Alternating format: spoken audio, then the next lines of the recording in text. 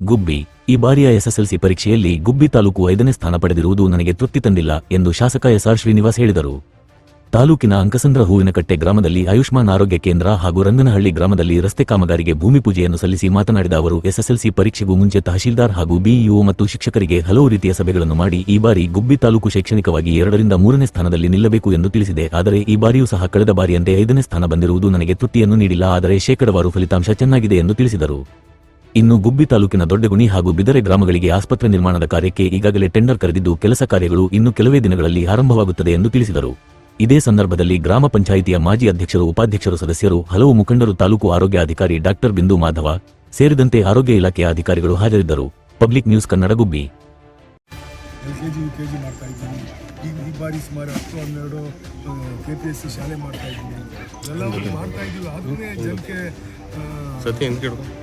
ದೂರ ಬೆಟ್ಟ ನುಂಗಿ ಅಂತ ಹೇಳ್ಬಿಟ್ಟು ಯೂನಿಫಾರ್ಮ್ ಮಾಡ್ಕೊಂಡು ಹೋಗೋದು ಮಾಡ್ತಾ ಇದ್ದೀವಿ. ಪ್ರಾಥಮಿಕ ಶಿಕ್ಷಣ ಕಡೆ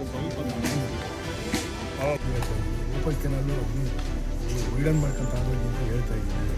ಅದು ಅವ್ರು ಅಲ್ಲೇ ಮಾತಾಡೋದು ಅಂತ ಆಟ ಇಲ್ಲ ಸರ್. ಈಗ 100% ಇಲ್ಲ, 97% ಆಗಿದೆ.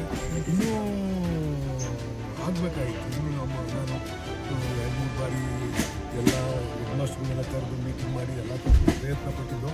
ಅವ್ರು ಇದುವರೆಗೂ ಫಸ್ಟು ಸೆಕೆಂಡ್ ಪ್ಲೇಸಲ್ಲಿ ಇರ್ತಿದ್ದು, ಈಗ 5ನೇ ಪ್ಲೇಸಲ್ಲಿ ಇದ್ದೀವಿ. ಆದರೂ ನಮಗೆ ತೃಪ್ತಿ ಇಲ್ಲ. ನೆಕ್ಸ್ಟ್ ಇಯರು ಫಸ್ಟ್ PSC ಬರೋಕ್ಕೆ ಏನು ಬೇಕೋ ಎಲ್ಲ ಮಾಡ್ತೀವಿ.